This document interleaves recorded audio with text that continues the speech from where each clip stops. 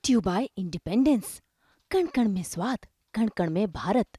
विनेश फोगाट की अपील एक बार फिर उसमें एक्सटेंशन हो गई है। उस पे डिसीजन जो लेना है वो एक बार फिर एक्सटेंड हो गई, यानी 16 अगस्त रात 9:30 बजे हिंदुस्तान के टाइम के हिसाब से 9:30 बजे 16 अगस्त तक अब ये फैसला सुनाया जाएगा।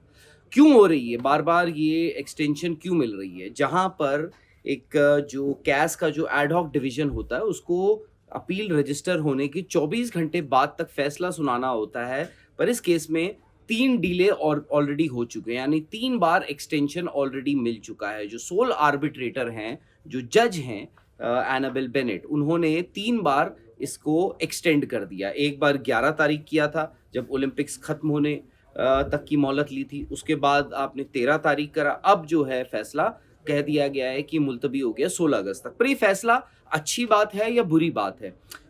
शुरुआत से अगर आप देखें, रूल्स की आप बात करें तो इस केस में कुछ वजन नहीं था। इस केस में ऐसा लगा कि ये विनेश फोगाट इस केस को बड़ी आराम से हार जाएंगी, यानी यूडब्ल्यूडब्ल्यू के खिलाफ जो विनेश ने अपील करी है उसको खारिज कर दिया जाएगा। पर इस मामले में जब बातें चल रही हैं, जब डिस्कशंस हो रहे हैं, जब डिलिबरेशंस हो रही हैं, ये खुद में एक पॉजिटिव साइन है। क्यों? क्योंकि जहां मामला एक वक्त पे लग रहा था कि ये ओपन एंड शट केस है, द फैक्ट कि इस बात पे इस मामले में बातचीत चल रही है, यानी जो कोर्ट है, जो आर्बिट्रेटर हैं, वो चाहते हैं कि इस मामले को थोड़ा और संजीदगी से देखा जाए और भी इसके पहलुओं को एक्सप्लोर किया जाए। एक लूप होल है जिसको एक्सप्लॉइट करने की, या फिर उसको रूल है उसको देखने की कोशिश करी जा रही है। वो ये कि सिंपल सी बात है कि विनेश फोगाट, जो भी रेसलिंग में होता है, जो भी 2 फाइनलिस्ट होते हैं, उन्होंने जिन जिन पहलवानों को हराया होता है वो रेपेचाज राउंड के लिए एलिजिबल होते हैं।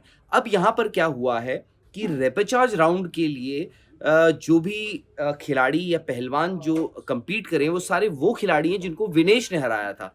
पर मेडल किसको मिल रहा है? मेडल मिल रहा है क्यूबन रेसलर को। क्यूबन रेसलर को ये मेडल मिल रहा है सिल्वर मेडलिस्ट। पर क्या जो रेपेचाज राउंड में जो खिलाड़ी खेले हैं, क्या उनको सिल्वर मेडलिस्ट ने जिनको दिया गया उन्होंने हराया था? नहीं, ऐसा नहीं है। दूसरी चीज, फंडामेंटल इश्यूज, जो फंडामेंटल राइट्स है, क्या खिलाड़ी को आप डिनाई कर सकते हो कि पहले दिन की जो बाउट्स हैं उनके रिजल्ट्स जो हैं, क्या आप उनको डिनाई कर सकते हो? क्या आप उनको खारिज कर सकते हो? उस बात का। तीसरी चीज ये है कि वक्त वक्त पर जो आर्बिट्रेटर हैं उन्होंने कुछ सवाल पूछे हैं, जिसके रिस्पॉन्स में जो भी रिस्पोंडेंट्स हैं या जो भी एप्लीकेंट इस केस में विनेश फोगाट हो गई, रिस्पोंडेंट जो हैं वो यूडब्ल्यूडब्ल्यू, यूनाइटेड वर्ल्ड रेसलिंग हो गया। दूसरी बात, क्या क्यूबन जो रेसलर हैं जिनको सिल्वर मेडल दिया गया है, क्या वो एक पार्टी नहीं है? क्या उनपे इस पूरे मामले का इम्पैक्ट नहीं होता है? तो वो भी आपको देखना होगा। तो जो आर्बिट्रेटर हैं उन्होंने कुछ सवालात क्यूबन रेसलर जिनको अब सिल्वर मेडल मिला है उनसे भी करे हैं। क्या वो अपना मेडल शेयर करना चाहेंगी?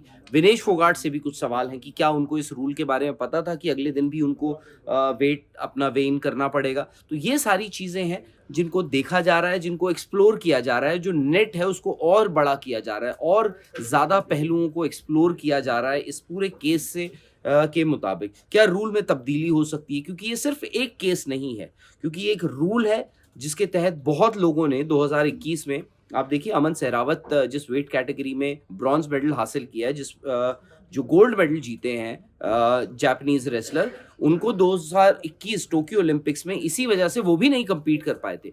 तो इसके बहुत ही फार रीचिंग इम्प्लीकेशंस है। खैर, ये सब देखना होगा और इसीलिए इस केस में इतनी देरी या फिर टाइम जो है एक्सटेंड किए जा रहे हैं, क्योंकि और भी चीजों को एक्सप्लोर किया जा रहा है। मैच से जुड़े आपके हर सवाल का हम देंगे जवाब। जानने के लिए हर update, live analysis, special interviews, download कीजिए स्पोर्ट्स तक ऐप।